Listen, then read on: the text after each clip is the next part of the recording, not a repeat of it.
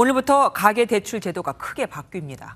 먼저 전체 대출액이 1억 원을 넘으면 DSR 규제 대상이 돼 원리금 상환액이 소득의 40%를 넘을 수 없게 됩니다.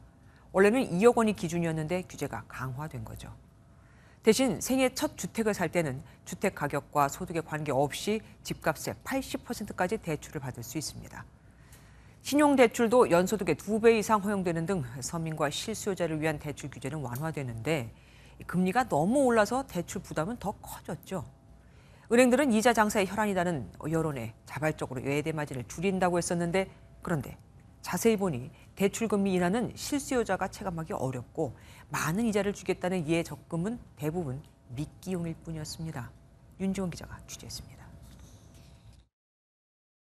지난 5월 예대금리 차는 2.37%로 전달보다 0.02%포인트 올라 10달 연속 상승했습니다. 7년 7개월 만에 최대 폭으로 벌어지자 은행들의 이자 장사가 과도하다는 지적이 나왔습니다. 은행들의 지나친 이익 추구에 대한 비판 등 오해 소지가 커지고 있습니다. 합리적이고 투명한 기준과 절차에 따라 산정 운영하실 필요가 있습니다. 그러자 시중은행들은 일제히 대출 금리를 인하하는 모양새를 취했지만 실상은 눈 가리고 아웅입니다. 대부분 고정금리만 낮췄을 뿐 신규 대출의 80% 이상을 차지하는 변동금리는 지난 열흘 동안 오히려 올라갔습니다. 고정금리도 일부 시중은행은 7%를 넘겨 논란이 된 금리 상단만 낮췄을 뿐 하단은 거의 내리지 않았습니다. 대출의 기준이 되는 기준금리 자체가 조금씩 올라가니까 상단은 여러 가지 이제 우대 항목 관련해서 조금 낮아질 수는 있지만 하단에 큰 영향은 지금 미치기는 조금 힘든 것 같아요. 반면 예적금 금리 인상은 낚시용입니다.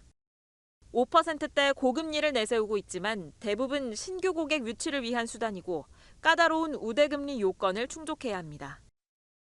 기본 금리가 연 1.5%고요. 우대 요건을 충족해 주시면 연 최고 3.5%의 추가 금리를 제공해드려서 월 가입 금액도 20만 원에서 30만 원으로 제한적입니다.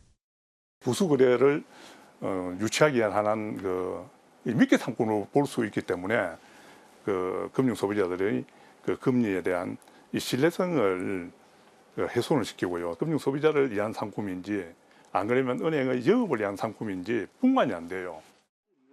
금리 인상으로 역대 최대 이익을 냈던 은행들이 서민 고통 분담에는 소홀하자 정부는 예대 마진 월별 공시제도 도입을 추진하고 야당은 가산금리 원가 공개를 의무화하는 법안을 발의하며 은행을 압박하고 있습니다.